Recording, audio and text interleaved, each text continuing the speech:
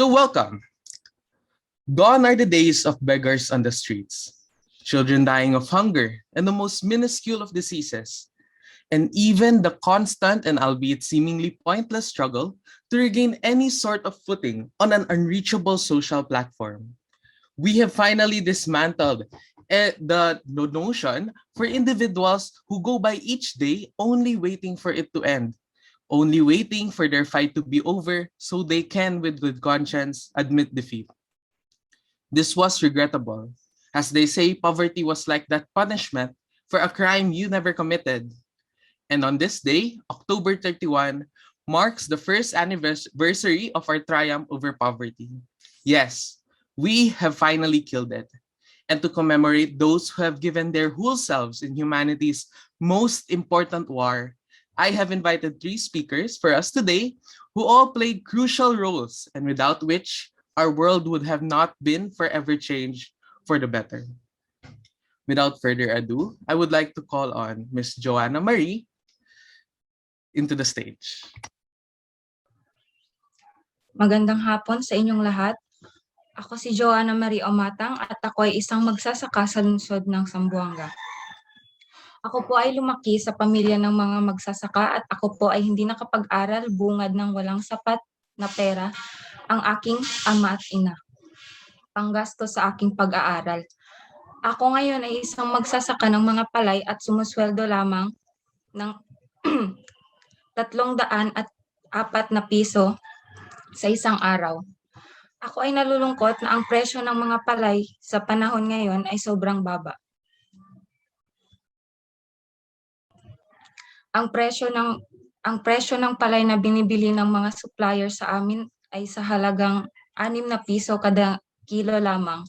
Hindi naman sa naghahangad kaming mga magsasaka na pataasin ang presyo ng palay, ngunit sana ay makita nila ang mga paghihirap, dugot pawis na ginugol naming mga magsasaka sa pagtanim ng mga palay na inahahain ninyo sa inyong mga lamesa. Naway marinig ng gobyerno ang aming mga boses bilang isang magsasaka, sapagkat kami ay nalulungkot at kahit kami ang nagtatanim sa bawat binhi ng mga pagkain na ibinebenta sa merkado, kami naman ay dehado. Mahirap man kami pero malinis naman ang aming konsensya. At ang pagiging isang maralita ay hindi isang sakit, kundi dapat itong gawing aral upang ang aming mga anak ay magsikap sa hinaharap. Upang masagot ang katanungang paano ko napatay ang kahirapan, ang sagot ko bilang isang magsasaka ay hindi namin kailanman mapapatay ang kahirapan. Dahil kami ay walang kakayahan upang gumawa ng isang malaking hakbang patungkol sa suliranin ng kahirapan. Kami ay nagtatrabaho, dugot pawis buong araw, nasa palayan para magtanim ng palay na kinakain ng karamihan sa atin. Ang ambag naming mga magsasaka ay upang mabigyang laman lamang ang inyong mga kalamnan. Pero kahit kailan, kaming mga magsasaka ay magsanib puwersa, hindi pa rin namin mapapatay ang kahirapan sa kadahilan ng iilan lamang ang nakakarinig ng aming mga boses. Hindi namin mapapatay ang kahirapan sapagkat kami ay mahihirap lang din. Thank you so much for that, Ms. Joanna. We have listened to what is an important anecdote, an important experience coming from the agricultural sector. With that, we will now proceed to Ms. Carla May in order for us to hear her experiences. Good afternoon. I'm Carla Yu, and I've been teaching for over 20 years now. So, in all the different contexts, one characteristic emerged as a significant predictor of success. And it wasn't social intelligence. It wasn't good looks. It wasn't physical health, and it wasn't IQ. It was grit. Grit is passion and perseverance for very long-term goals. Grit is having stamina. Grit is sticking with your future, day in, day out. Not just for a day, nor for a week and for a month, but for years. And working really hard to make that future a reality. Grit is living life like a marathon, not a sprint. So, like any teachers, I made quizzes and tests. I gave homework and assignments. When the work came back, I calculated grades. What struck the most was that IQ was not the only difference between my best and my worst students. Some of the strongest performers did not have stratospheric IQ scores. Some of my smartest kids weren't doing so well in other performances. I was firmly convinced that my students can learn about the lessons if stated clearly and when they work long and hard enough. And I came into the conclusion that what we need in education is much better understanding of students and learning from a motivational and psychological perspective. In school, there's one thing we know how to measure best. It is true IQ. But what if doing well in school and in life depends on how much more than your ability to learn quickly and easily? So let me tell you something about what happened in the grocery store. I was in the fruit section looking for grapes when I heard someone call my name. I looked up and I thought that face looks familiar. And as this beautiful and successful woman walks towards me, I recognized the girl I taught in eighth grade. It was Miss Asagra. And we stood there by the fruits and talked about her life now. She told me that my message about how to alleviate poverty became her motivation. I always tell my students that poverty is passed on. It's taught in your families until you change your mindset. Change your mindset to change your life. That being said, I have limited ability, resources, and control over things. I firmly believe that the solution to poverty is simple. Not easy, but simple.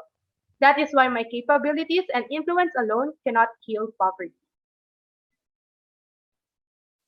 Thank you for that, Miss Carla, for showing us how impactful teachers really are, especially when tackling a big and complex, or rather simple problem, as you put it, as poverty is. With that, let's proceed to our last speaker, the aforementioned Miss Kate Asagra. Good afternoon to each and everyone. I am Trisha Kate Asagra, a feminist, and here is my story on how I can kill poverty. At an early age, I have witnessed families living in conditions where financial supports and requisites for a minimum standard of living is deficient. It has been my lifelong query as to why poverty exists. As I perceive the families where basic human needs cannot even be met, I can't help but question the Almighty as to why poverty breeds. Yet the only thing that frightens me is that what if God would ask me the same thing? As I reminisce my junior high school years, my teacher once said, poverty is much more than just not having enough money. Poverty is hunger. Poverty is the lack of shelter. Poverty is not being able to go to school. Poverty is not knowing how to read and write. Poverty is fear in the present and the future, living one day at a time. Yet above all these perceptions about poverty, what troubled me the most is that poverty is a situation people want to escape. As a feminist, eliminating gender equality is an effective action as means to kill poverty in a perspective of education. According to the Borgen Project, 2/3 of the world's illiterate beings are females. Thus, the ratio of boys and girls in primary, secondary, and tertiary education is not equal. Females who attend school are less likely to get married before the age of 18, hence reducing child marriage rates by 64% worldwide. Moreover, literate women are less likely to spread diseases such as HIV and AIDS because they acquired better knowledge of disease transmission. Hence, this aids to boost poverty reduction in the long run. I believe that poverty is cyclical. If the parents live in poverty, then it is a great measure that the child will also end up in poverty. In this case, if we educate girls and women, then we can break the poverty cycle. Due to limitations, the platform I have restricts me to go beyond addressing and executing actions to kill poverty. However, in shedding light to eliminate gender inequality, this micro step can lead to macro outcome. That being said, I could never really kill poverty on my own. Thank you for that. So, all the three speakers have shared their own stories and their own experiences. And I'm left here wanting to ask you if you had noticed anything. Because there are three takeaways to this seminar, this TED Talk, or whatever you want to call it. But let's first look at their roles. We see here a farmer, a teacher, and even an activist. You might question poverty is such a big issue and it can only be solved by those high in power. But we have to understand that small steps can go a long way. We have to understand that in tackling a problem as deeply seated as poverty, we also have to start from the grassroots level, especially when those high in power cannot be addressed, cannot be changed, especially when they're so dead set in their ways in wreaking havoc just for individualistic needs, right?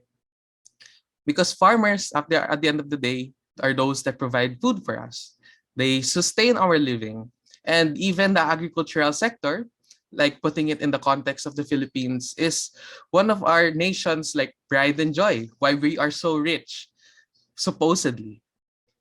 Now we move on to the teachers. We see how they can make their own impacts, they can make their own changes, and how they influence their students, and that they hold so much of that power in how they shape them into growing and to becoming leaders of their own.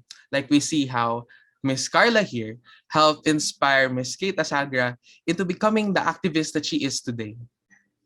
Moving on to more like impactful means wherein we can see like activists on the street who fight for inequality, who fight against it, right? And clamor for change toward the government. I believe that with these three roles, though it may seem minuscule in comparison, are still very much important.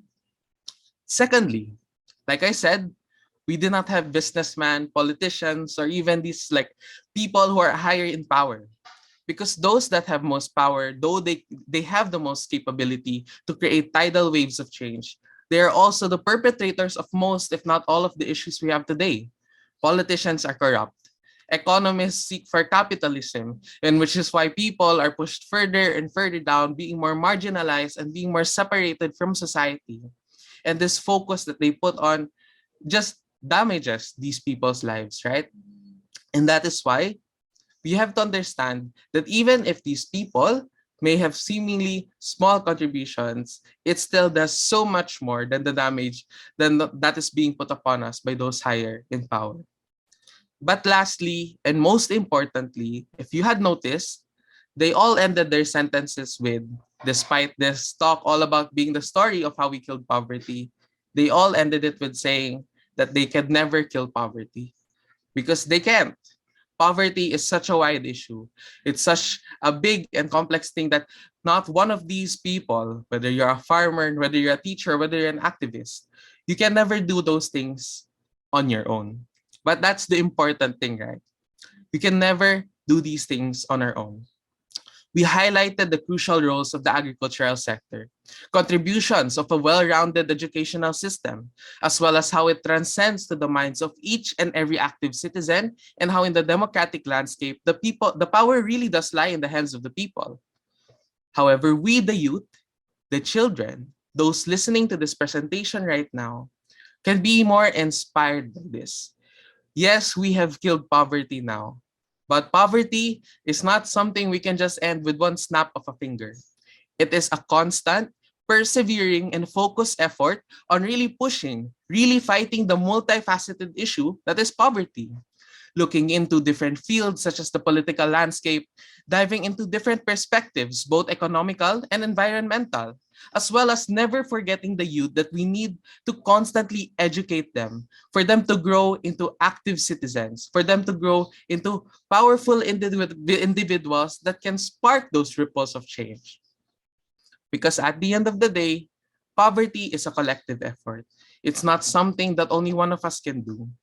And as your speaker, as your facilitator who also identifies himself as part of the youth, then the burden now falls on us to fight for that change and to constantly fight against poverty. Because even if we killed it now, it can always come back.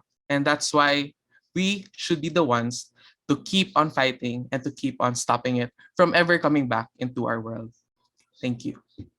Halika na, sumama ka.